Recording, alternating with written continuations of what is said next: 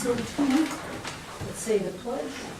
Pledge allegiance to the flag of the United States of America and to the republic for which it stands, one nation, under God, indivisible, with liberty and justice for all.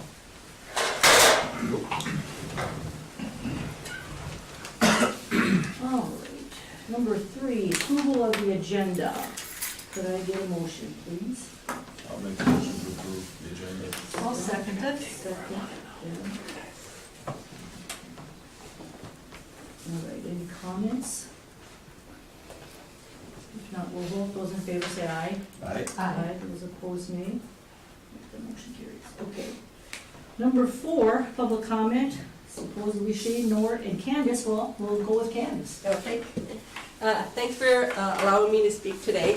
As you know, Maynard's trying to keep their school, and an option was brought up a couple of weeks ago to see if there would be a possibility for the county to take ownership of the McCray West building, the Maynard building, and then the Maynard School District take ownership of the old McCray Junior High building, the one here in Clark City.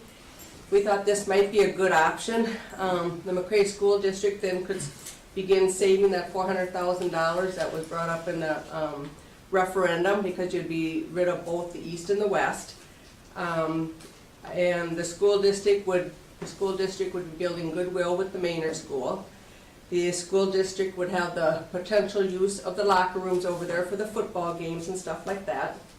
The city of Clark City, the EDA has been working relentlessly to try to get a development in on the junior high building, and they're working on getting some apartments set up in there. But of course, it's always this, do you have somebody for the building, you know, and this tug of war going on. So it'd be nice just to get that all cleared up so the city of Clark City would have free reign of that building site.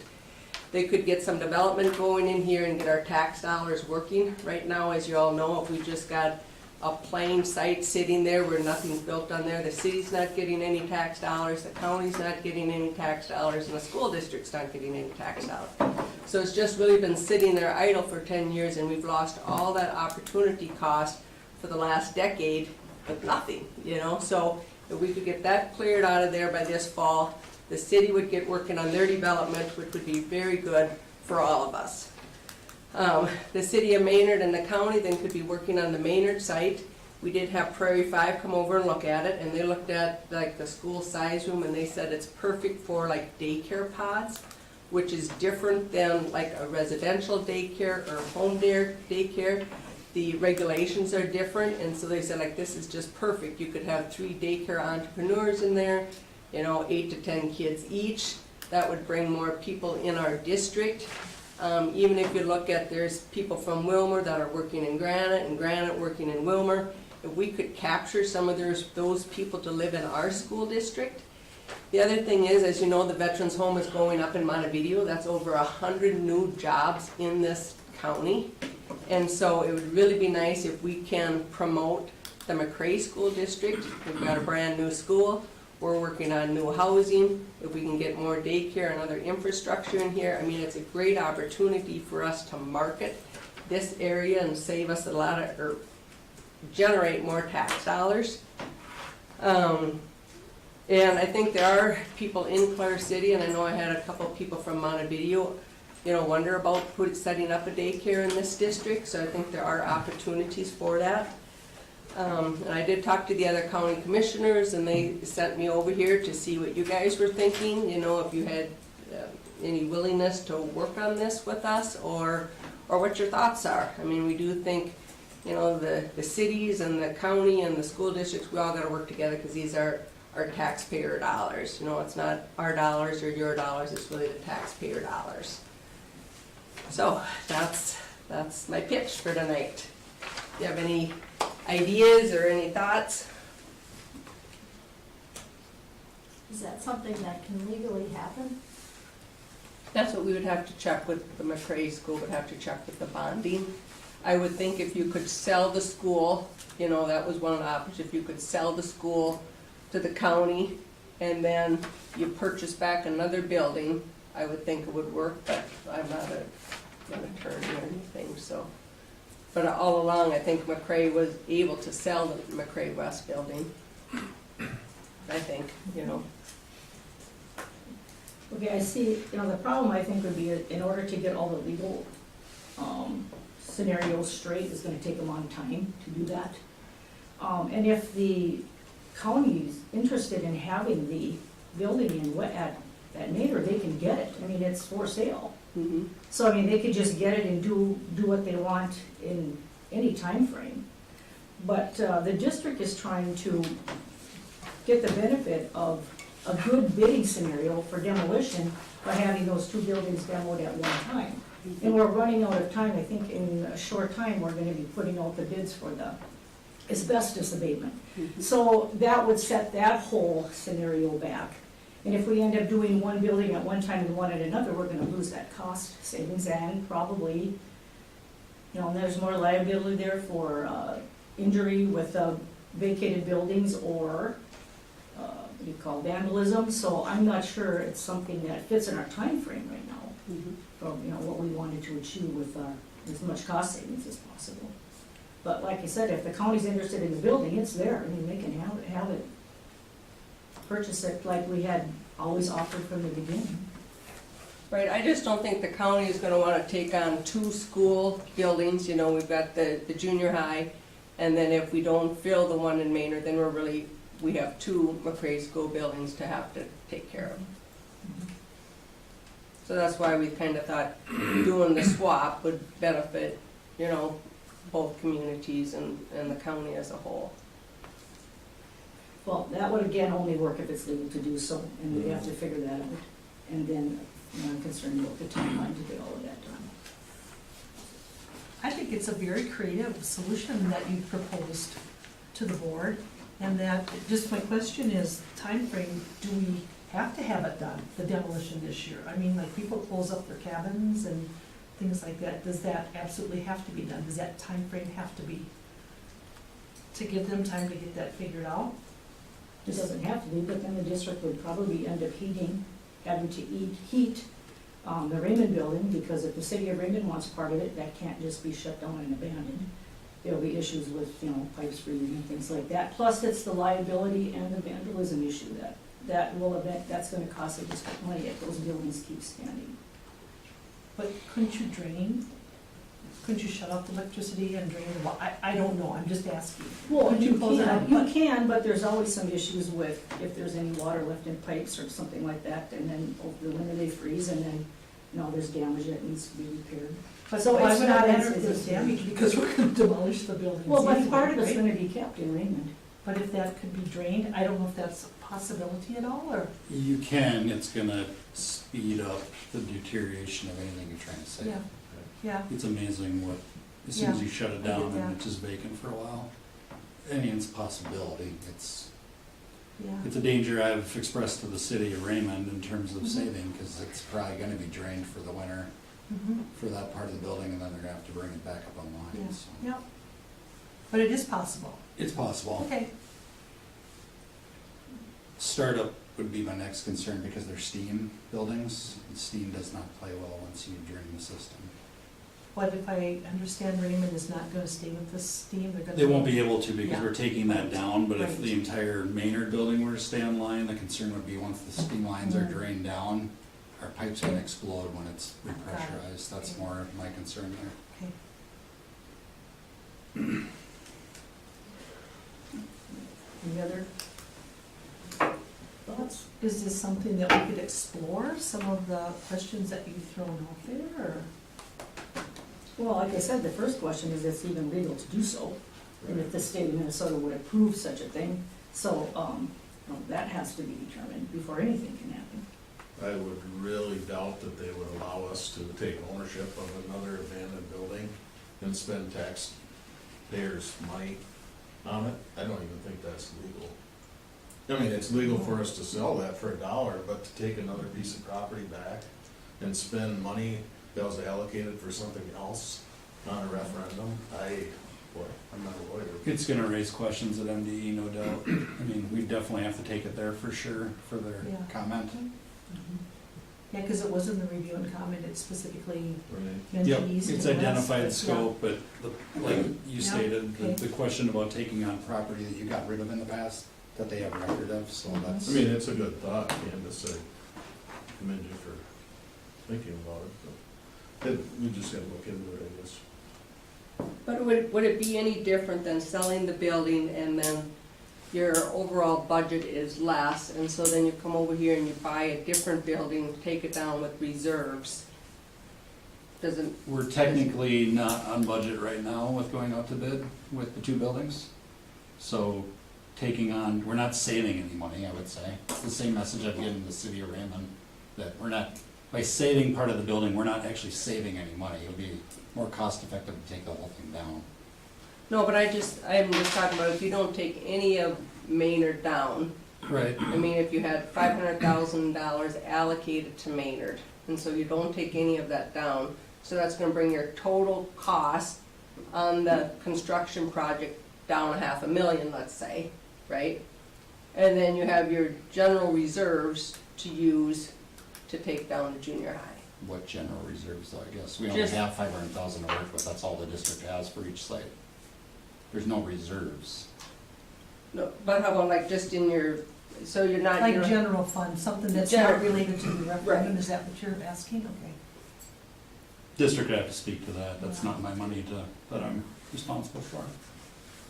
If we didn't we didn't demo one of these buildings, Right. can that money be turned around and used to demo that building, or is that not? an That gets in the option anymore? legality of switching sites, that's Yeah. really gonna have to be a question for MDE, Yeah, and they're gonna raise a ton of questions. yeah. One, you're gonna have to own the site. You, as a school district, you cannot spend money on another site. The only way you can do that is if you're leasing, like in a sports situation, you're leasing time at another district track or something Mhm. like that. Okay. You can't invest any money on property the school district doesn't physically own. That's not allowed. So that would be the biggest hurdle. Somehow ownership's gonna have to change, but you're not responsible for the building, but it's gonna be kind of the biggest question MDE is gonna ask. And flag probably immediately. Yeah, well, and then eventually, that building would have to be demoed anyway, but we're going to lose the concept of Right. trying to save some dollars. by And we do have a lot of bidders that are interested because there's two buildings involved. I do know that. That's been a lot of the feedback. But Okay. we may be hitting a sweet spot in the market where there's a lot of guys looking for work come this fall, so they are definitely hungry out there and hungry for both. So,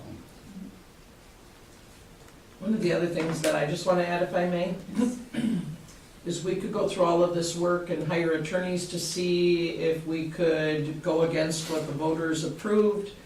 We could try and work out something with making a switch of the buildings if they said yes. But as I tell people now, we're not within months of the beginning of demolition and abatement, we're within days and weeks. And the other thing is that if all of this happened and we spent the money and took the gamble to pay more next year to demolish the buildings, because we didn't do it now, there's still no guarantee the commissioners would say, this is what we think we should have. This is what they, so I mean, it's not just about what we want, it's also about what the commissioners want, and there's no guarantee that if we spent a solid 2 weeks trying to make this happen, that they in the end would agree that they want to do it. Well, and I think it's taken more than 2 weeks. If we're gonna have That's to about look at what state all of we have. MSBA, I mean, that's been 2 months or more before that's even resolved, I think, so, all right. No? Any other comments? Thank you, I appreciate the creative It is thinking creative. that was brought forth, I appreciate that, and, maybe that can get some other ideas generated, some other thoughts. I agree with you, I believe that would be good, Bill. And then we wouldn't have to, build a facility over there for locker rooms and whatnot, so. Okay, well, our second public commenter is not here, so we'll just move on to 5.0 consent agenda. Could I get a motion? I'll make the motion. I'll second. All right, Carmel, all right, any discussion? All right, if not, we'll vote, those in favor say aye. Aye. Those opposed, nay. All right, that motion carries. Okay, 6.0 is a communication reports. Is Dave Baker here? He's not here yet. I'm looking through our Are new you window, and watching? I've seen a car I don't Right. recognize drive All by. right, we'll skip him. Okay, Maybe watching baseball. it is, all right. So Chris, we'll move on to you. Sure. Thank you. So I guess following on top of where we're at right now, again, projects are kind of broken into two pieces, so we've got the abatement portion, as both buildings have a lot of asbestos-containing materials, and then the demolition part that ICS is responsible for. So currently, IEA has issued the bid documents for both buildings for abatement. Pre-bid walkthrough scheduled for the 19th, so that's coming up next week, with a bid day of the 27th, which I think is a Tuesday, if I recall correctly. And then we'd be it's a Wednesday. We'd be bringing that to the next board meeting, which I believe is the 8th in August for award. That work has to happen regardless of our work. We can't start our work without it. And one thing to note too is that IAA will be obviously observing everything as required by all the codes and requirements of that. But there is a kind of a two-part to the abatement part. There'll be the part where they go in and they take all the flooring, the mastics, those things that are readily available. The foundation wall has a waterproofing on it that's considered hot. So basically, when our contractor comes in, they'll take it down to foundation. Abatement contractor will come back, they'll line dumpsters, and then our contractor will basically load those dumpsters and take that away. So there might be a little bit of downtime between those. This work is probably gonna even bid this fall. There's a chance that some of this is gonna extend into spring, just depending on how fast the footings come out as well, so just be aware of that. Demolition, where our documents are being prepared right now, I actually got a mid 50% set to review today. We are issuing those on the 28th of this month, with a pre-bid probably around the 11th of August. Bid day the 24th, and then I guess there was a question I forgot to ask you, Sherry, but if there's a chance for a special board meeting the 29th of August, otherwise we'd wait for that September board meeting to award. There is a little bit of complexity with the awarding of the project, not so much with Maynard, but Raymond, because the city has requested that the gym and the 4 classrooms be saved. So we're working with their engineer right now to develop the drawings, because there's some bracing required at that, let's see, be the west wall, once the building's down.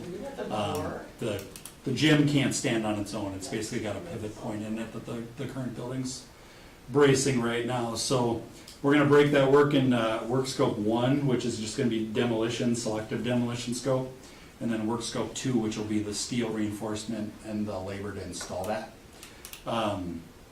And we'll need to bring work scope 2 to the city of Raymond, for approval before we do that. So your approval will probably come after that, so we might have to be flexible in terms of how we hit schedules there, or look for a special board meeting maybe in September to get that awarded. So right now, we're anticipating that's probably in the ballpark, work scope 2 of a minimum of about $200,000, I think was our last number. So we're still tracking that and working with their engineer to make sure that everything's there that we need for that contractor to do.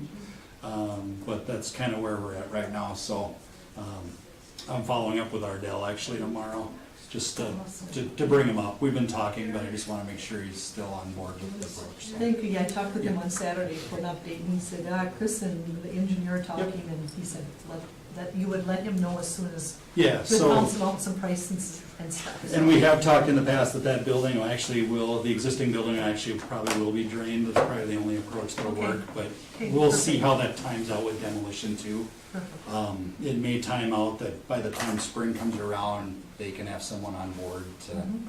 at least have the pipes filled or have their new work going on board there, so.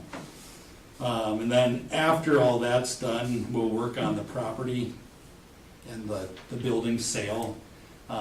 We've agreed that the building's gonna stay in the district's name during demolition, I think just for a liability issue. That way you're not having 2 parties own a part of a building you're taking down. We'll go with that approach. Once all the work is done, We'll work with the district's attorney to draft up the papers for the city of Raymond to sign off on, and then we'll work on the property allotments as well, because we've got to give some to the church. I think the storage buildings are gonna go with Garage. the classroom and the gym. We're gonna partition that off, and then we'll figure out what to do with the ball fields at that time, so. So are you thinking though that, like, time frame, like with the building, if all the cards align and whatnot, that we get that completed, then what would be the time frame for the ball fields? People are, like Butch Steen was asking, what would be the plan for that? In regard to, Like transferring that to the city also? then I think it's a matter of what do we do with all the property. I think right now, the big thing, you can see how much work it is just to deal with the buildings themselves. And I don't know exactly the answer to that question. I'd have to rely on our attorney and Chris to see how does that go. Probably when everything else is done.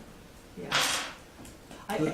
Just the hesitancy is, the reason they asked is like, they're not understanding why it can't all be done in one swoop.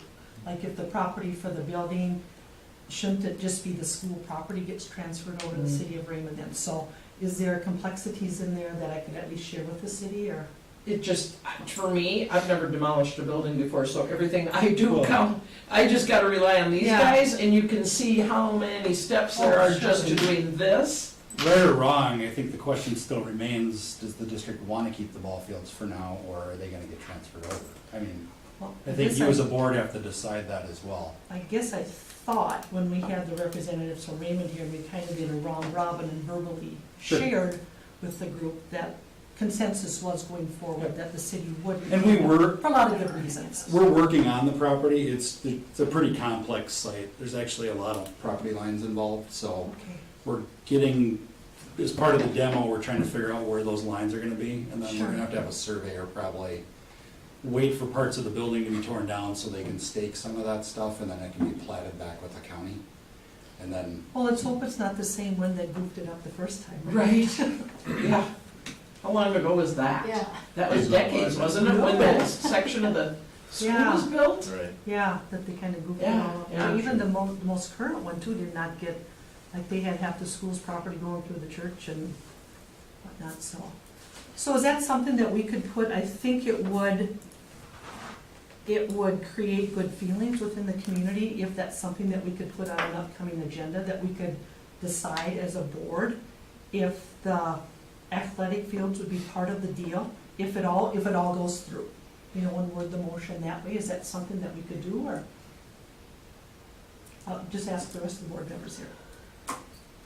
I thought we would wait until the demo was done and go from there on the rest of the property, is my understanding of what we. that's how we've been kind of pursuing, I mean, it's not that we're not working on the property, it's just, there's a few things we can't really stake out until that's completed. I get that, but I'm just looking for more like maybe a commitment, Oh, that the intent is well, that. so in terms of that, I'm helping Sherry draft a memo to Ardell, or the council, Okay, basically with the summary of how we're bidding. We've talked about it, nothing's really in writing yet, so that'll show the commitment, I think, in that regard. The ball fields still need to be decided, I guess, in terms of that, and because, that is my question Okay. related to the ball fields. If we as a board can make that commitment, that if all things go forward, that our intent is to also give those to the city for a bunch of different reasons. You know, saving taxpayers' dollars, we talked about that, goodwill. We don't have to have staff driving back and forth for maintenance, we don't have to have maintenance equipment over there, insurance, all of those things that we talked about when the citizens came and pitched it and whatnot. So is that something we could put on the next agenda, or what do the rest of the board members think? Well, I guess I'd rather wait till we get past this demolition part. We can spend some more time on that, because we'll have some more information at that point. But yeah, that was the intent. And also, there's a bunch of legal documents that need to be written up to, you know, finish that all out. So, is the city wanting them by a certain time? Are they having a deadline? No, I think it's just the perception, and many times people's perceptions is their reality, that, okay, what's the ulterior motive? Why are we not able to take that property at the same time?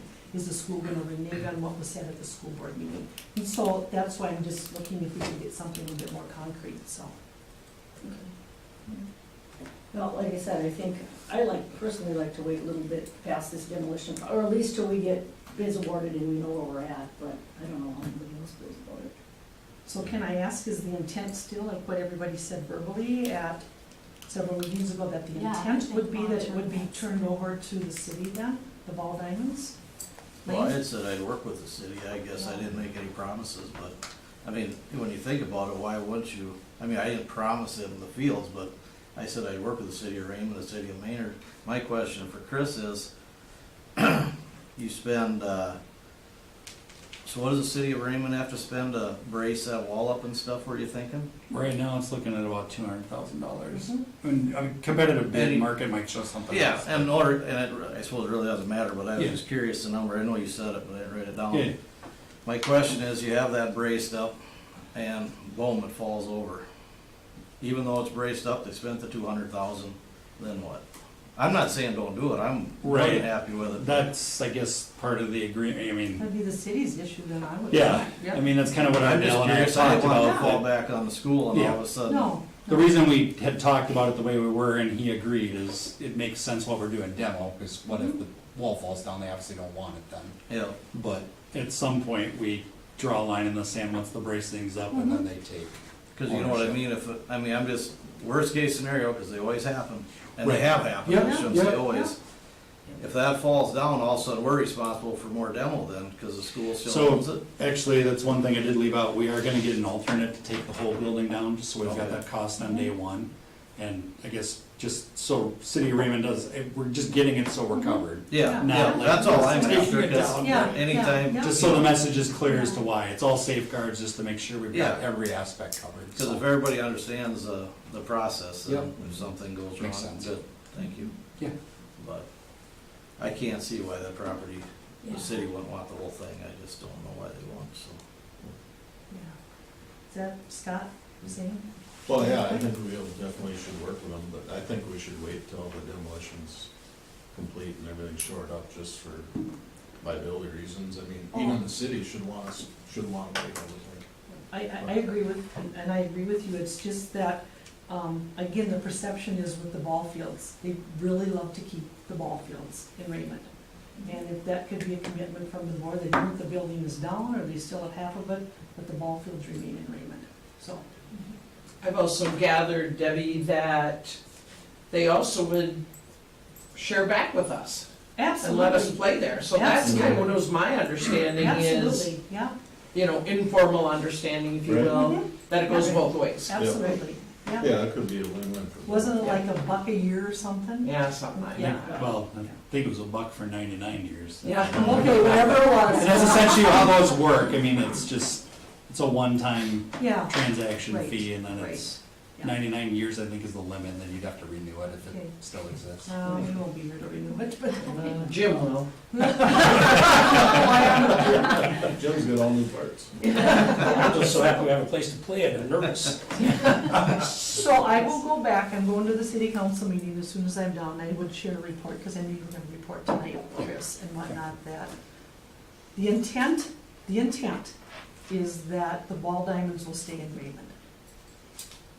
And I apologize, but I would also add to take back the urgency of getting information, and I think you might have talked about that when I went to the door, of getting that structural information to Chris, right? Do you have that, Chris? I don't, so that's, I know you're That's the visiting second part of what we really need. Yeah, when I talked to Ardell, he said that you and the engineer were visiting, and you were gonna get a hold of him this week and talk to him. yeah, I was gone last week on vacation, Yeah, but yep, we yeah. just need to circle back Okay. and make sure he's on track to hit our schedule. Perfect. So, as far as the demolition specs, which you probably don't have finished yet, is Yeah. there a final date that all has to be completed? Are you putting that in the contract, or is it not? Oh, in terms of, Well- The contractor finishing the demolition part? so yes, we haven't quite determined that yet, we're trying to Okay. get some feedback from contractors, but Dan and I have also surmised we're probably gonna get the best feedback when we do the pre-bid walkthrough Okay, from everyone to tell us, what a realistic date is. okay, Regardless, I do see work in the spring, and it might be seeding, reseeding Right. the site or something like that, but after the. We're- it all depends. Every demo contractor is a little bit different. Okay. Some like to work through the winter, some kind of shut it down at a certain point, but there's no reason they shouldn't be able to continue, it's just they're not gonna be able to basically bring the site back up to grade, so there may be reasons to wait as well, so. I just have one more question about abatement. How do you, people have asked me also, how do you ensure that stuff doesn't go airborne? How does that work? So- When- The abatement that IEA is doing, so the building will basically closed off, and then they're gonna plastic anywhere that they feel air can, anything that's airborne. So there's two types of asbestos. There's the stuff that goes airborne, there's the stuff that doesn't. But they do air monitoring throughout the entire process, so they have people that are suited up, they basically wear a hazmat suit, for lack of a better word. They walk through, they've got an air monitor. That building stays closed up and plasticed up, basically, in the areas where they feel it's gonna escape until it passes, I think it's MPCA standards, or there's some federal guidelines as well. Once the air limits get to that level, they basically can start taking everything down.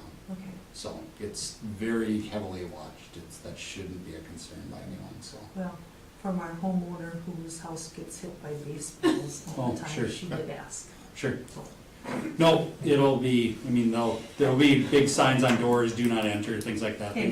Doors will probably be even boarded shut in some regards, just so you can't open, so. Thank you. Okay, anything else? Yes, I will. Okay, if there's nothing else for Chris, then we're gonna go back to Dave Baker. Welcome. Madam Chair, thank you, and I'm sorry for being late. I could not find the place on Google, it was not telling me where this was, I apologize. Again, it's great being here. I'm Dave Baker, I'm a small business guy up in the Willmar, northern Kanuai County area. I've been a state representative for the last 8 years. I plan on running again, and if I have the opportunity to go back to St. Paul, from the voters that have kind of shifted a little bit of a redistrict this year, I'll be covering more of the Raymond area now, the Princeburg, and this corner here, which kind of loops me back into this little area here, which is exciting for me. I have sat on a number of committees over the last several years. I've been very active in energy committees. I was on education policy for a couple of years, which I really enjoyed. I workforce and jobs, obviously with my regular job. My wife and I own a hospitality company back in Willmar, Spicer area. And so I also enjoy being on transportation in the past. I'm a big group player, I guess, in health and human services too. I did a lot with mental health and opioids and things like that.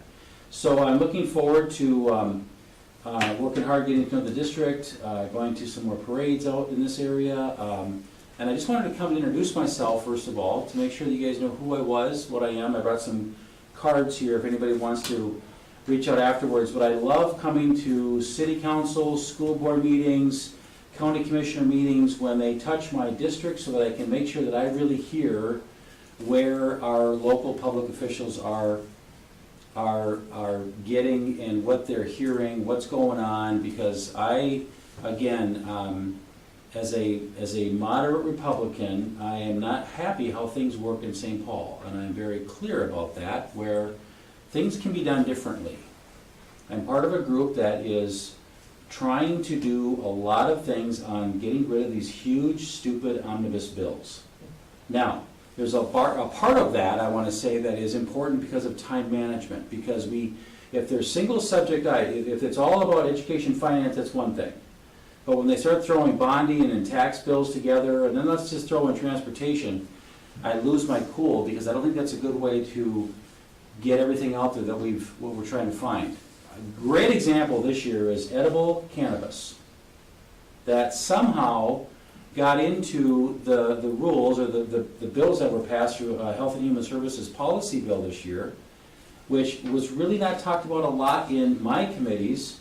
It was not talked about much on the House floor. There was some mention of it that passed, but usually House and Senate were different ideologies, with one is more of a Senate controlled, one's more of a Democrat controlled, and they usually kind of work themselves out. Well, it didn't happen this year. Got too much in the big bill, and all of a sudden, boom, everybody's like, what just passed? And again, I'm part of that, because I didn't vote for that bill back on the House floor, but I also, I think that had I known this was going to be something part of that, I would have made more of an awareness of, we can't do this right now. So anyway, my only point of that is that I want to be there to do good things that make sense, that we fund our schools properly, we take care of our teachers. From day one, I've always said I love our teachers. I think we have to pay our teachers, our newest teachers, better so they stay in the industry. We have got a real crisis coming down the road of getting more special ed, and I'm very familiar with the complexity of our funding system and how we need to talk about, per pupil funding and how that's where our superintendents really lock into, making sure that we can do a better job. And so I have worked with Sherry before when she was at ACGC for a little while. Learned a ton with her. I've worked with, again, Wilmer and New London's districts are also in my area. But I really listen to superintendents. When I need a question asked about a education issue, I pick up the phone. I have Sherry's cell phone. Thank God I had it tonight so I can get in here.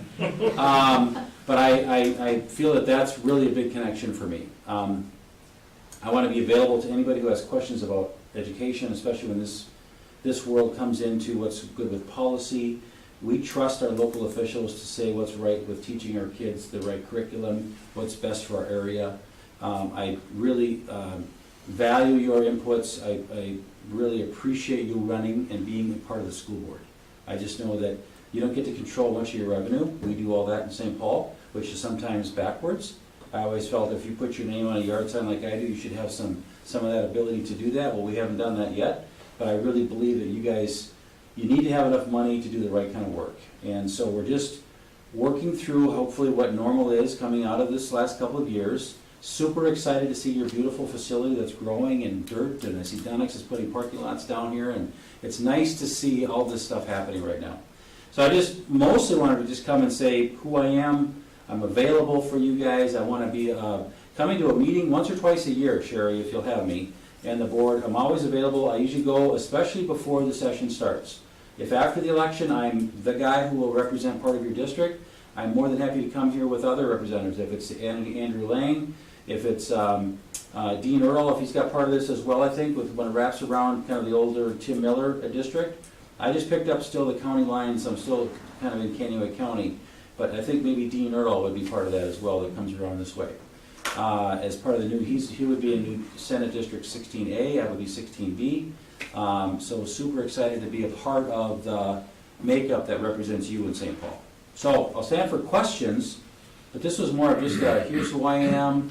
You may have seen me around or heard about me a little bit, but I want to make sure that I'm just very available to our school board officials, and super excited to be here tonight. And again, I apologize for missing the last meeting too. Our schedules got crossed. That was completely my fault.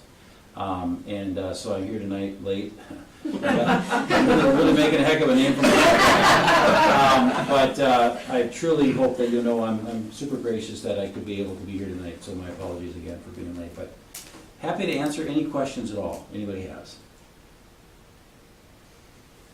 Maybe the third time will be the charm when we have you back. You can be on time. I will be on time. And hopefully Google will work, because I can't get it still to work. And then the signs are all white around here, like the street signs are white. Like, where's Wolverine? Where is it? I can't find it. So anyway, my apologies, but I will be, Madam Chair, I'll be on time. In fact, I'll be early. I'm just giving you a hard No, time. it's all right. I deserve it. But again, I'm looking forward to hopefully going back and really working on how to do legislating different in a way that isn't just, there we go, we kicked it down the road further, we're not getting it done. We should have got a bonding bill done this year. I mean, I would be one to say, I would love to go back for a special if it was just for that this year. I didn't want to go back there and spend a ton of money. Even though we have a ton of money in the bank and in the bottom line right now, I'm super concerned about inflation. I don't know what's going to happen. I'm kind of not devastated that the money is sitting there, but we should have done a tax bill. We should have done the reduction so we don't collect way more than we need. And we did get the unemployment issue resolved. We did get the frontline worker bill resolved. At least we got that done and out. But we should have done more. And I mean, I am part of it. I own it.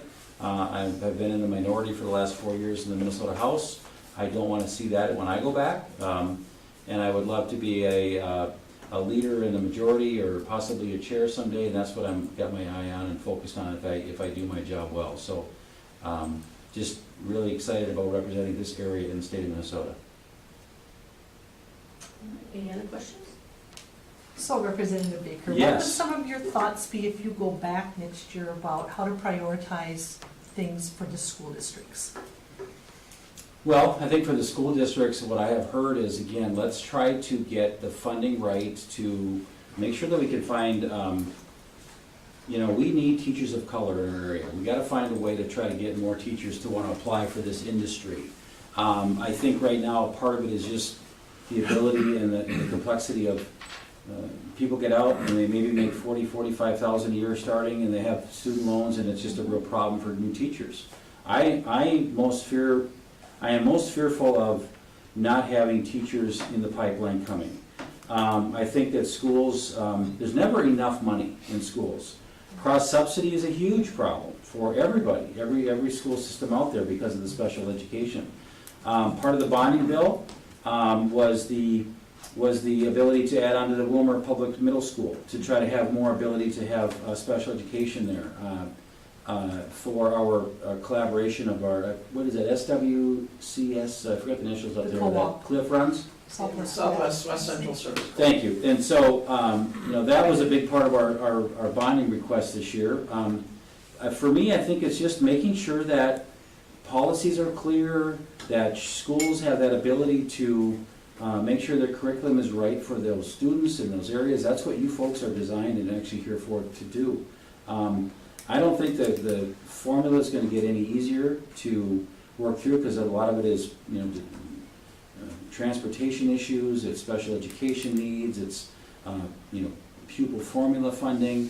So, for me, it's, let's make sure that we don't make it any harder on schools. I have been very, very proud of every single year that I've been there. We've had some solid increases, 2+, 2 point something, every year of those bienniums. I don't want to say education cut. There's no way we can do that.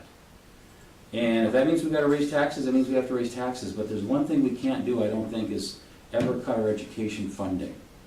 And I don't know how we can survive, because again, a lot of the school districts out there, and again, this one here, you put out the referendum for this beautiful facility. It passed a couple years ago, right, Sherry? And I helped New London Spicer pass one just last year as well, because again, they didn't have that local referendum and they really needed it. And it's too bad, because again, cross subsidies and the ability for us to keep up hasn't been keeping up. And that's the honest truth of it. So I just want to make sure that the state gets out of the way as much as we can. The Department of Education concerns me, because they'll keep throwing in different rules. Every couple of years, here's the newest, greatest thing, and all of a sudden you guys are trying to run this other new program on top of this other program. And so, as I learn more about those kind of things, I just, again, I get a little concerned that the Department of Education has their digs in somewhat too much for a lot of our folks out here, so. So given that the state recognizes that there are teacher shortages, has there been any discussion about like new employee hiring incentives for school districts, and also employee retention incentives? Not sitting on education the last couple of years, 4 years, I couldn't say anything specific. What I hear talked about a lot is, how do we get new teachers in? Are we gonna do some debt relief for school student loans in certain areas specifically? Again, I know that teachers of color are a huge issue for a lot of places in Minnesota.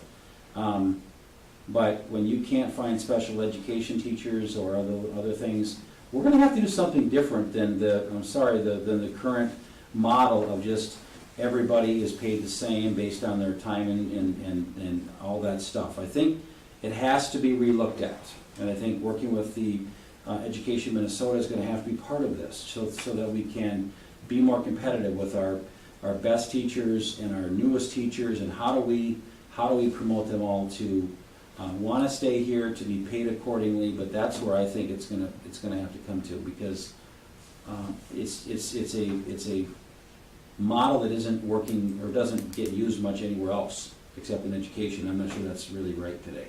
That's my opinion. How about that? Well, just because you see other employers offering all these incentives and Right. stuff, it's unfortunate that we can't do that within school Right, districts. exactly. Okay, anything else for Mr. Baker?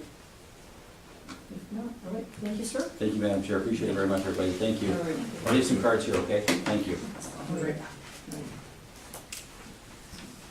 Okay, we'll continue. Jesse, you're next. Okay.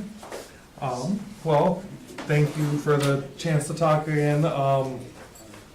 Just kind of wanted to give you guys a couple updates on some things that have either come up the last few meetings or in the event of the last thing I'm gonna talk about, the last thing that I put in my report, pretty hefty thing that came out of the legislature. But first I know at some point recently Sherry had mentioned we had somebody come in, look at the sound system.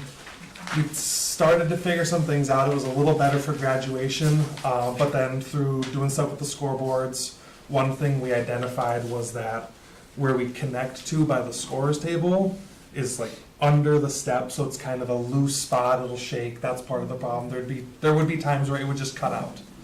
It'd cut out and come back like in the middle of Cole saying something or whoever was announcing that, and it would just cut. What we did identify in starting to move get those cables moved to a little more stable spot was a couple of those connections. So the wire going to it, and then there's smaller wires going in. The connections were awful. They were frayed. One of them, if there was 3 wires going to it, one of them wasn't even connected. Like it wasn't connected to the little post which would possibly be why we, as Sherry talked about last time, we don't have trouble. We don't have any trouble in the sound. That's possibly part of it, is that connection was awful. And I know we also I talked about the football field, the need to get some internet out there, and we reached out to Clare City Telephone, and they got us hooked up really fast. And truthfully, on that one, my understanding was Maynard had Mediacom. There really wasn't Clare City Telephone within there. Otherwise, that probably would have been my first phone call, truthfully. But I got a call from one of the service techs over there, and he said, "All right, I need a day to get up in the press box. You know, when can we get that arranged?" I'm like, "Well, do you need to run the wire still? Like, what do we need?" "No, everything's run. I just got to get in and get the router put in, and it'll be good." I'm like, okay. Called Scott Van Hevelen quick. He happened to be over there. Got him in before he left, and football field at West is ready to live stream, ready to play music during the games. It's ready to go. So I'm pretty excited about that. And then the last thing I've got on there is the student data. Let's see. The official name, the Minnesota Student Data Privacy Act, that the legislature put in. I think it was about mid-May that it got signed into law.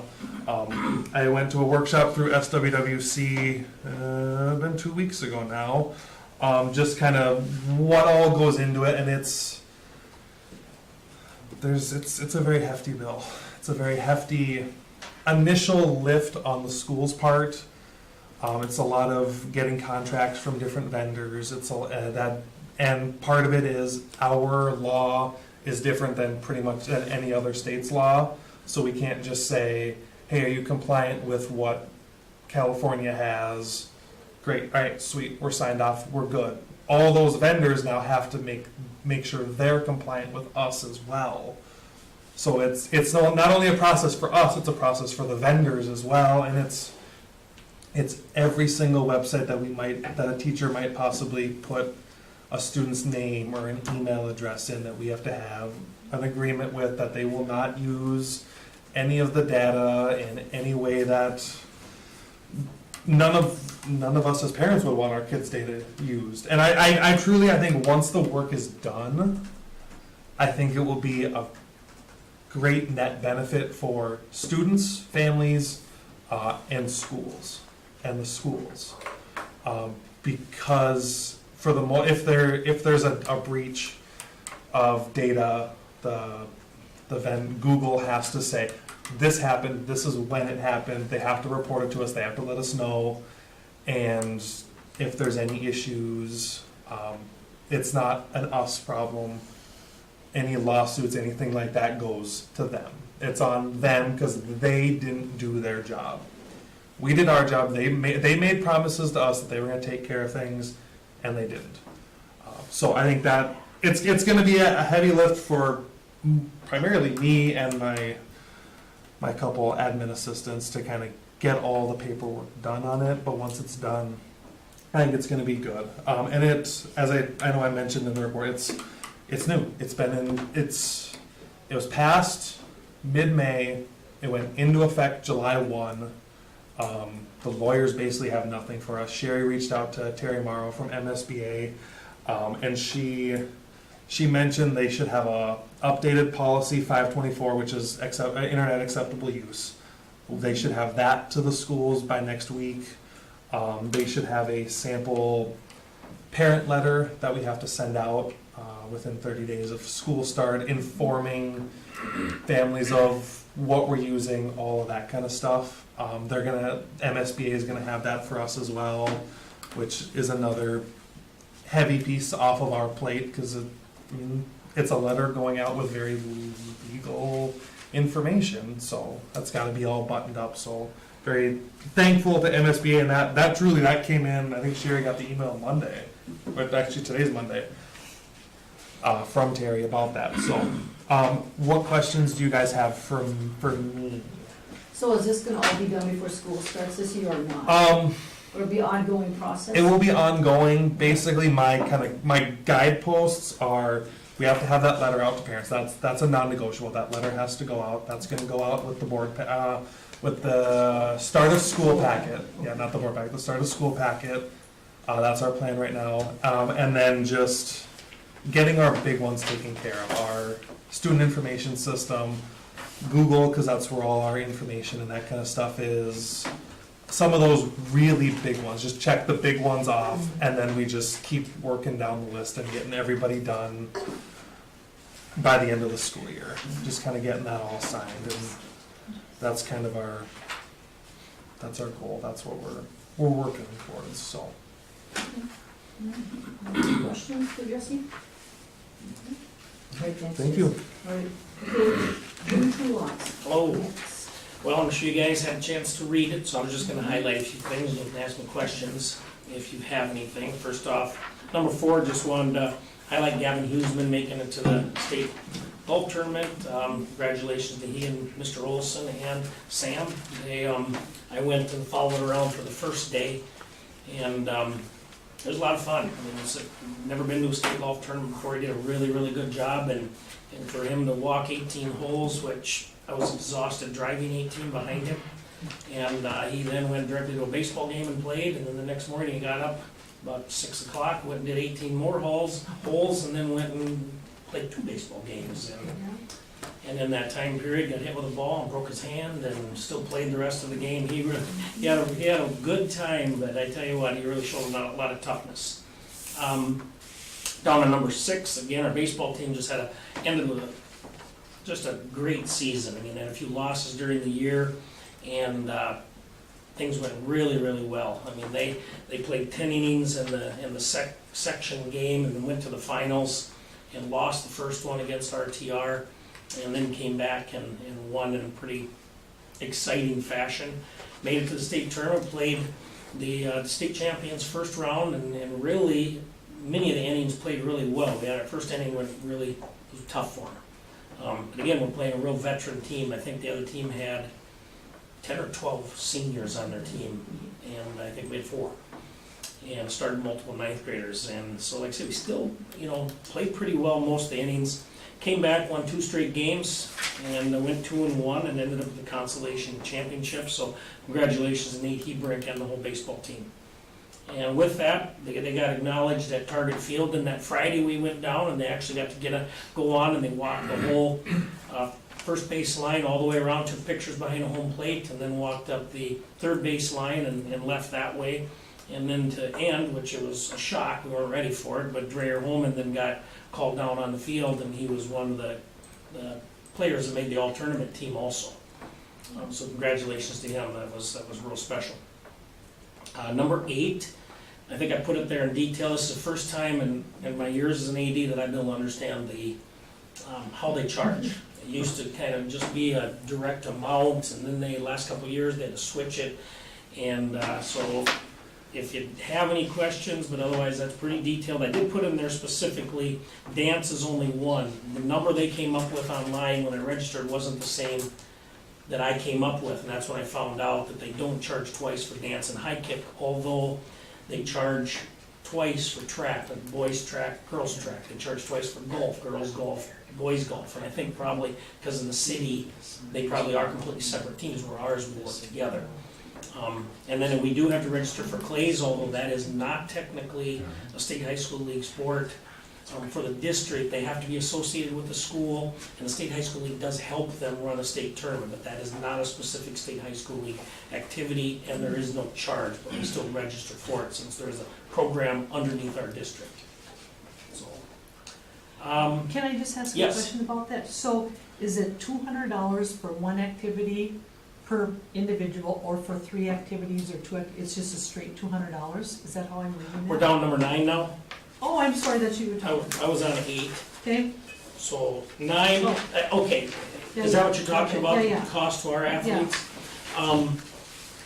Yes, so we did this a few years ago, and then COVID hit, so, and one of the reasons, again, were to make this easier for families, a little cheaper, we want kids to participate. Another one was to try to help us a little bit with bookkeeping, and we haven't been able to do that. I mean, we really get hit the end of the year where, well, I think I've paid for 2 sports, and now they're going through and they're having to check the records, and okay, well, you owe $40, you owe $20. And I'd really like it to be to where they have to pay it up front if they're gonna do that, once they start. But yeah, we have a maximum of $200 for one person. So we charge $80 for 9 through 12 per sport. So if they do 3 sports, they're gonna be, what is it, 200? save $40. Yeah, $240, but then that's still, if they wanna be involved in the fine arts and things like that, that's another $25 for each one of those, that's all included in there. We do not include FFA and we don't include BPA, because BPA technically does not come to our district. The students, the fee they pay for BPA, they're paying for the regional competition, which is roughly $60, I think, and I'm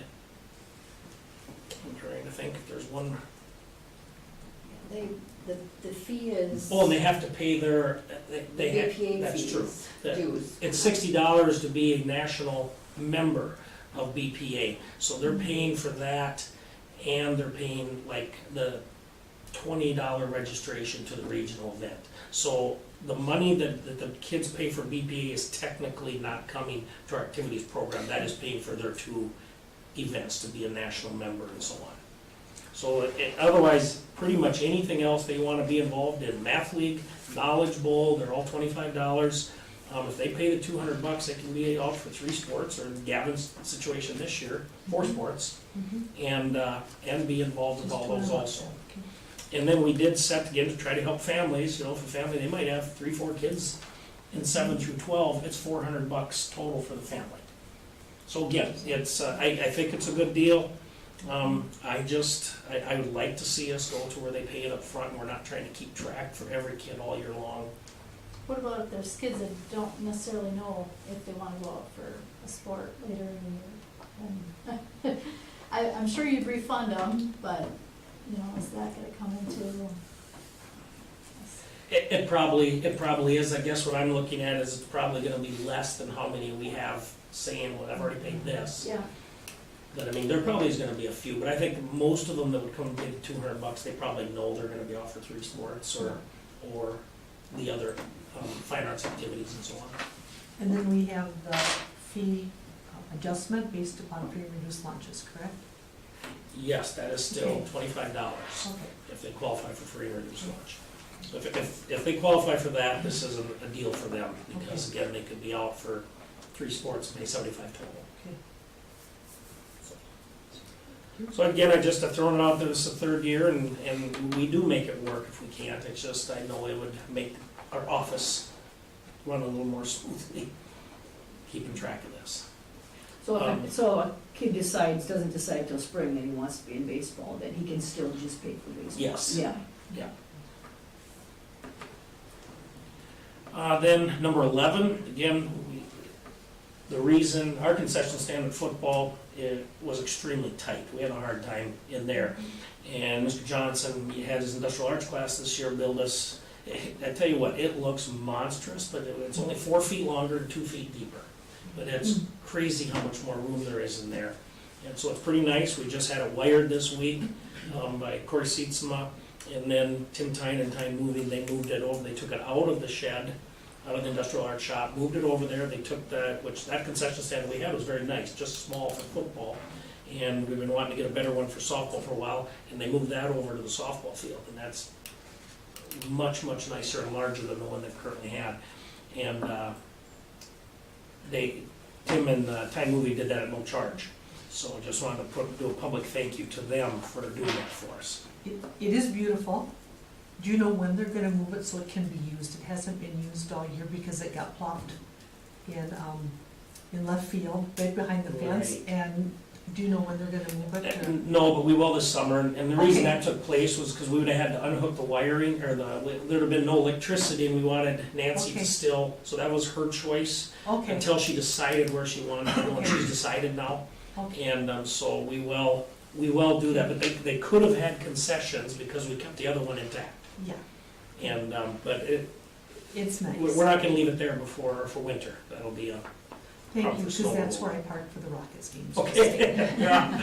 So, no, we will get that moved this summer yet. Do you guys have any questions? Sherry highlighted it last time, number 12, anything about what's going on in the gym with the video boards or scoreboards or shot clocks or anything? I got my last 2 sponsors on Friday. So we have 18 sponsors that'll completely pay for the boards in about 4.5 years. Awesome. Is that the maximum number you can have? Or is that just the number you picked? to No, do it's a that? number they recommended, because if you get more than that, first off, you want it to be special also, so if you tell them we're gonna get, we got 6 primary sponsors, or 6 major sponsors and 12 primary sponsors. And if you tell them that, and then all of a sudden you start adding more, their sponsorship probably wasn't quite as special, like they're letting leave 1. The other thing, you're gonna run out of time during the I was games just to gonna get say, their you run ads out up. of your time slot, yeah. And that's gonna be a challenge the way it is anyway, but, Okay. Right, well, good. As you saw in 14, Carmel just told me this weekend, she wasn't aware of this, but Ortonville had asked to join the conference the last couple of years, and we turned them down. We're real happy with 12 teams. It's easy for scheduling, easy for travel. And then the state high school, we had multiple meetings with them, Zoom meetings, and they placed them with us. And then that caused RTR, then they left and they went to the Red Rock Conference, but they did stay in for the year like they were required. They were thinking about jumping ship early, and they did agree to stay in according to our contract. And Benson has also applied, and we did turn them down also, because we'll be back to 12 again, and when you throw 13 in, it kind of messes up the north-south and all that. So at this time, Benson's conference is not disbanding, so the state high school league doesn't get involved. They can't just choose to do it, but in Ortonville's situation, their conference disbanded, and they had no place to go. That's why the state high school league got involved. I am meeting this Wednesday. It was in the last, we weren't able to meet when I wanted to. I got COVID. And RCW and the RCW AD and myself are gonna meet this week to talk about pairing for dance. We're gonna have roughly, we're looking at now 10 girls, they're gonna have 6 to 8, or we're gonna have 10 to 12, they're gonna have 8 to 10. And their coach resigned this year, so they do not have a coach, although our assistant coach is an RCW teacher.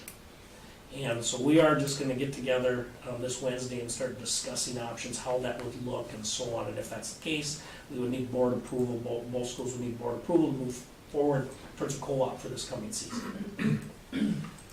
And then lastly, I want to thank Therese Bourne for 19 years of coaching volleyball. It's been a real successful program for us. She's really dedicated her life to it, and she chose to retire this year. So that's all I have, unless you guys have questions. Well, the last page again shows you all the numbers and percentage of participation for the spring. So do you have somebody to be the volleyball coach yet? Yes, I offered it to Tori Brown, and she accepted. Do you need board action on doing those fees? I would think so. And like I said, we'll make whatever you want work, I've asked it the last couple of years, so I want to throw it out there again. So you maybe have that for the next month? Or do we need to do something tonight? If you're going to do something, it should be tonight so that we can start to promote the ticket prices. People start to ask as soon as the calendar flips to August, all kinds of questions about that. So if you are gonna do it, I would do it tonight. And the only thing that's changing is that you have to pay the whole full 200 up front, Right. right? Yeah, Or 400. or 400 up Yes. front To get the deal. to get the, yeah, okay. If you choose not to do it, all of a sudden it's spring, we don't want them to come in and say, okay, I only owe 40. It's just that it was either beginning or you're choosing to pay individually because you weren't sure. So do we need a motion for that? I'll make it a motion. I'll second. All right, any other discussion about that? If not, we'll vote in favor, say aye. Aye. Those opposed, no. All right, that motion. Thank you. Who, sorry, who was the second? Then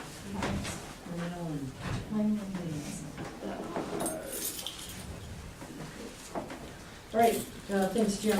Sure, you're up. All right, I also had quite a lengthy report, but I'm not gonna read mine. Thank you. Jesus, it's been a lot. I didn't read it. I think you missed number 3, but you got the Oh, rest. So I am going to, because, last time when I when I did an update, I had indicated that there was some bonding authority discussion, that had come, but I didn't know a lot about it. So since then, Shelby from Ellers, has shared the fact that, here's a good description of it. The 2% equals of the referendum bond equals $725,000. That money, well, here, I'm just gonna read to you what she says. In 2019, voters approved a bond issuance of $39,515,000. At the time the district sold the bonds, the deposit to the construction fund held an overriding limitation based on statutory guidelines. This is statutory guidelines for everybody. This is not anything special to McRae. And those limitations were 2% of the total, resulting in a bond issuance that was lower than the amount authorized by voters. Since that time, the law was modified to remove the reference to that limitation of 2%. Therefore, the district has an additional $725,000 of authority left from that voter approval amount. The district may issue $725,000 of school building bonds for the purpose described in the ballot. So, the bottom line is now how to use this with great caution and care and for the reason for the referendum. So we don't need to have a vote on it to get. Nope, we don't have to do anything. We don't have to do anything. And no tax increases because it's No, already included? Thank you for that question. No tax increases. This is money that, and again, in this one, people, when I describe this and I'm trying to think through this, I'm going, why is 2% ever taken out in the first place? And who gets it? And no one has ever been able to answer that. Shirley didn't either. And I think I need to go back to her and say, so why in the first place was this done? When Shelby called us one day, It was the way the lawyers interpreted the law, and that wasn't necessarily the intent, but that's how the lawyers interpreted and agreed on that. So then, apparently in this last legislative session, they took that out, so now that was gone, so now we could access that $725,000. Shelby was in the process the day we set up a meeting with her of calling lots of other school districts. Some had $40,000, some had $125,000, depending on the amount of the referendum that was passed that Ellers was working with. I think in my fiduciary responsibility, I think the responsible thing to do is to keep it, invest it, and make sure we get through this whole process of the building and the demolition, and we can pay all of our bills. And if that all happens, you know, at the end of, middle of next year, and we're seeing that this has happened and demolition has gone okay, and then I think we can talk about, it has to be spent on something that has to do with school, improving school sites or facilities. Is there a timeline as to when we have to spend it? No. But I asked that, Kim asked that question, and the answer was, the sooner you deal with it, the more, the better. Because it is a part of this referendum, and, it should be used in an expedient manner for the purpose for which it was intended.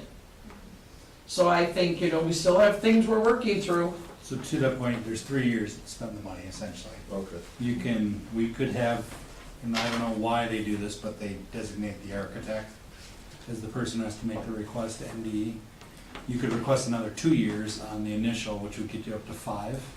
If for whatever reason there's a project identified that would go beyond. In most cases, NDE will approve that. I don't know of a case where they've said no. But my guess is if you were to make good on selling additional bonds to get that amount, you'd get, I don't know, they'd have to determine it, but I would guess you get 3 years on that sale. But we'd have to get clarification from NDE on that, that's their purview. So that's what I know now. And it's legislative action that allowed that 2% to go away, and that 2% is $725,000. And the other thing, Shane Nord, who wanted to talk tonight, what he wanted to talk about was the possibility, and Jesse, I was trying to do this before, send you a picture to put on there, but I felt like I was being rude by sitting here doing this, so I didn't. Shane Nord, fire chief here in town, is interested in writing a federal grant to purchase land that the school owns, to build a new city hall, I think, community center, and fire station. And the land is east of the school gardens, north across the street from the water tower, east of the school gardens, south of the apartments, and west across the street from the old junior high. I'm just throwing it out there. There would be a lot of work to do on that. Maybe he wants to buy the junior high. Is that even in Clear City? Wow. So anyway, he asked me about it about a month ago, and I said, well, you should talk to the board and just present your idea. He was gonna be here, but he ended up having to run the meeting for the fire department tonight, so. Did he know how many acres that is or anything? We haven't done anything with it yet, we haven't surveyed, I just wanted to throw it out there for you guys to, So he can't. he hasn't write the done grant anything with unless it he yet, has- but you know, he doesn't pay to write a grant to the federal government unless you know you have this and how much it would be sold for. I'm not certain, but I don't think it's new community center and city hall, I think it's just fire station. Oh, is it? I think so, Okay. yeah. Yeah, there's not that much space there. No, The only other thing I think is, just say there's a ball game getting out, there's a fire, you got all those cars, you know, that'd be a, They don't Yes. come up slow. yeah. What's they that? don't. They don't drive up slow. no, I know, that's what I'm just saying, that'd be, but that's for Shane to decide. Yeah. Yeah, doesn't the city own where the water tower is? Why wouldn't you put it there? Like, yeah, there, that corner Yeah. in front of the water tower and the tennis Yeah. courts. My concern was just if there's a ball Safety, game and a absolutely. fire, but Yeah. they probably got a plan, I don't know. Well, I'll that's- ask Shane next time I see They'll all 'em. come flying in. Yeah. Then jump in the trucks and take off. Then we want them to get there fast and we want them to leave fast. We have good access to it. Yeah, So, in addition to what's already printed here, and any questions? No fifth grade teacher yet? Correct, no fifth grade teacher. And is that the only one? Or are you still That's the looking for? only position left. We didn't even plan that. Now, that doesn't count, that doesn't include paraprofessionals we still need to hire. And the common practice with that is to wait until early August, late July, early August to hire for those positions, because I've been known to hire them in late May, and then they find another job because they want to start working now, but the work doesn't start till September. So we'll wait on that, but we still need a fifth grade teacher. And the ramifications of that are, if we don't have that fifth grade teacher, there will be 2 classes of 30 kids. Unfortunate, but it is what it is in this day and age. And when I stepped out with Representative Baker, I shared some more details about that. And throwing money at the problem isn't the solution, because you don't want people teaching our kids who are in it because they're making more money. Yeah, and I think sometimes for teachers, it's just not always money. It's like, why do teachers not want to go into the profession? I think that's something. That's exactly what we talked about. Yeah. That It's not pipeline just, that, you can't just buy teachers. I mean, if they don't want to teach, that's the problem, so. Okay, any other questions for Sherry? If not, 6.2 committee reports, we don't have any. Okay, 7.0 business items. Sure, it was long. I'm gonna start timing you guys, just cut them out. All right. Cowbell. Cowbell, yeah, there you go. Okay, we got milk bids. So we'll need. I'll make that a for motion that, to okay. accept that bid. I'll second it. Deb, you did second? Okay, any questions or discussion? No? We'll vote on that, those in favor say aye. Aye. Those opposed, nay. Okay, motion carries. 7.2, approve the LTFM 10-year plan. I'll make a motion to approve the 10-year plan. All right, Scott, second. Second. Carmel, all right, questions? Just have a quick question under 2023. What is the city project for $100,000? What does The that? parking lot and some of the paint in here that we can use LTFM money instead of general fund or project money even, just to stretch that a little farther. Good job. All right, those in favor of approving the LTFM 10-year plan, say aye. Aye. Those opposed, nay. Okay, that motion carries. 7.3, the resolution to approve membership in the Minnesota State High School League. So move. Who said that? Lane. Lane. A second? I'll second it. Scott. You know, I think you gotta maybe read this. Of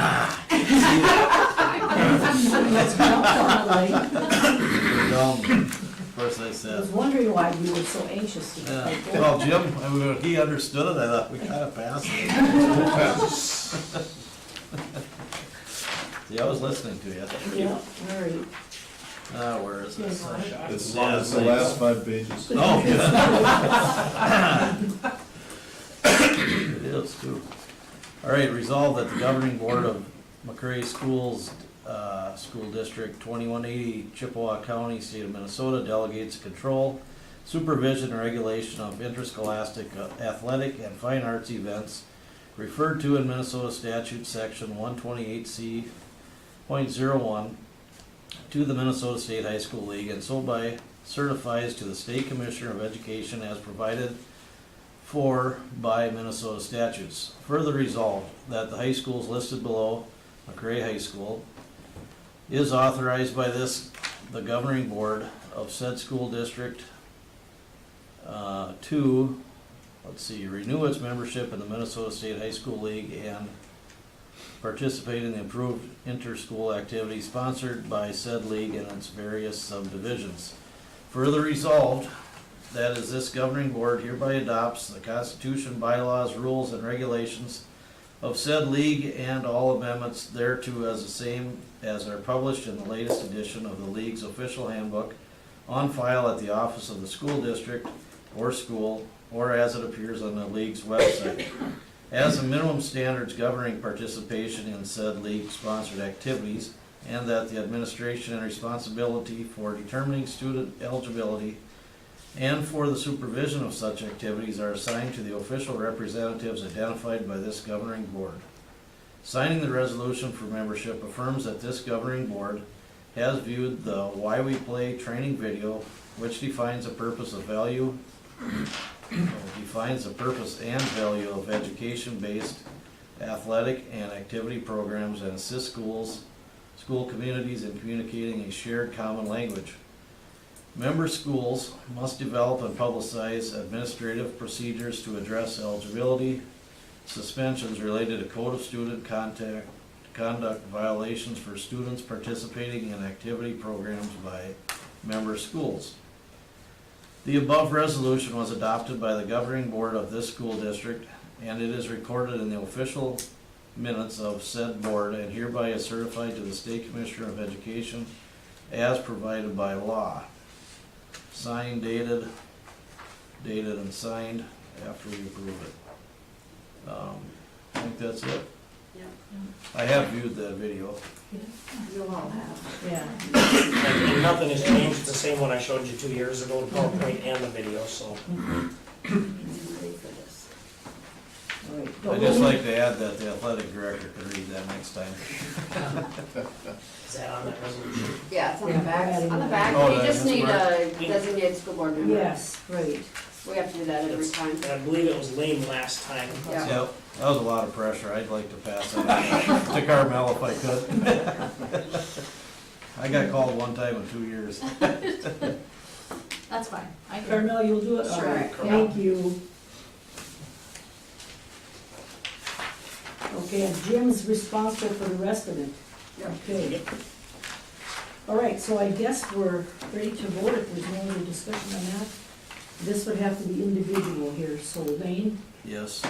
Yes. Carmel? Yes. Scott? Yes. And I'm a yes too, so that resolution passed and adopted. Okay, number 7.5, for the paid lunch and breakfast prices, have we gone? over that? MSBA.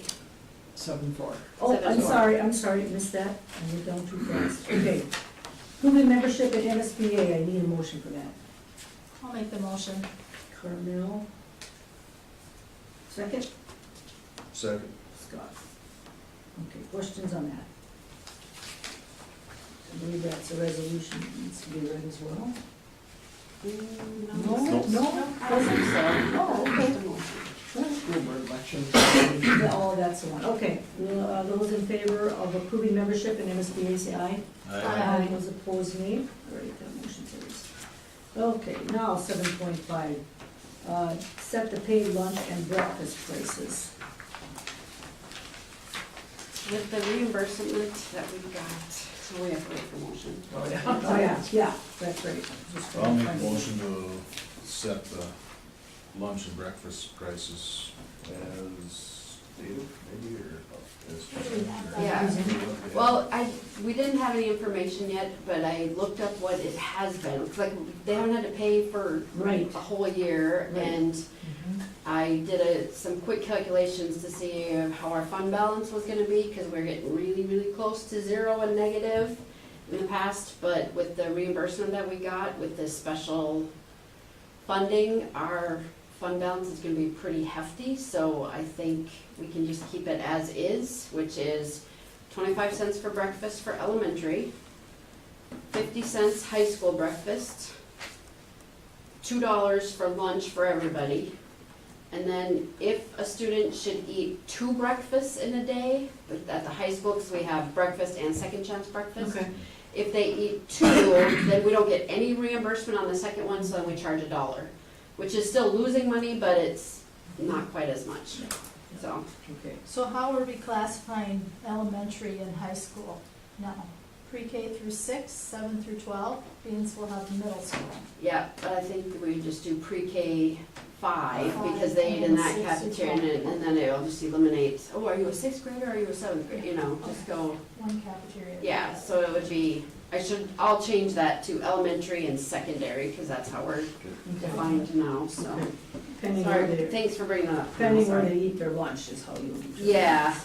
Okay. Yeah. You know what, I'll second that, that didn't get seconded, I'll do that. Okay, any other discussion on that? Do you know, did the income limits go up with the free and reduced lunch? The staff, SNAP income eligibility guidelines jumped, and I just wondered if that might have followed I suit. haven't looked at, Okay. haven't looked at it. I don't know. Sometimes they do, sometimes they don't, so. So to qualify for free and reduced, there. I'm not sure, SNAP SNAP eligibility did. went up, Okay. yeah. You mean they raised the amount? That's be They, quite, no, they raised the amount of income in order for families to qualify oh, for that. oh, okay. So more You can families. make more You can income, make okay. more. You can make more income, okay. Yes, Okay. Yes. yeah, Right. So more families will qualify. Yes. Is the intent. Yes. yes. Okay. Mhm. Okay, I, That was as We'll of look into July that. 1st, yeah. That goes out in that packet anyway, doesn't it? yeah, Oh, yeah. No. yeah, and those forms just came out, but we haven't gotten a lot of stuff that I haven't sent out yet, Okay, so. okay. Because if they're on SNAP, they automatically qualify for the free piece, right? Yep, yes, Yeah. yeah, they do. Okay. Because we get notifications and we Okay. upload the SNAP that match our districts. All right. All right. There's no other questions, we'll take a vote. Those in favor of setting these paid lunch and breakfast prices, say aye. Aye. Those opposed, nay. That motion carries. All right, there's that resolution I was looking for. 7.6, resolution for school board election. Can I get a motion? I can make a All motion. right, Carmel. Second? Second. Elaine, was that you? Yep. Okay. Do we have to read this one? Be it resolved by the School Board of Independent School District Number 2180, State of Minnesota as follows. The period for filing affidavits of candidacy for the office of School Board Member of Independent School District Number 2180 shall begin on August 2nd, 2022, and shall close on August 16th, 2022. An affidavit of candidacy must be filed in the office of the school district clerk, and the $2 filing fee paid prior to 5:00 p.m. on August 16th, 2022. The clerk is hereby authorized and directed to cause notice of said filing dates to be published in the official newspaper of the district at least 2 weeks prior to the first day to file affidavits of candidacy. The clerk is hereby authorized and directed to cause notice of said filing dates to be posted at the administrative offices of the school district at least 10 days prior to the first day to file affidavits of candidacy. The notice of said filing dates shall be in substantially the following form. Notice of filing dates for election to the School Board Independent School District Number 2180, McCray Public Schools, State of Minnesota. Notice is hereby given that the period for filing affidavits of candidacy for the office of School Board Member of Independent School District Number 2180 shall begin, I'm reading this twice, on August 2nd, 2022, and shall close at 5:00 p.m. on August 16th, 2022. Open seats are in voting districts 2, 4, and 5. The general election shall be held on Tuesday, November 8th, 2022. At that election, 3 members, 1 each from District 2, 4, and 5, will be elected to the school board for terms of 4 years each. Affidavits of candidacy are available from the school district business office, McCray High School, 711 Wolverine Drive, Clare City, Minnesota.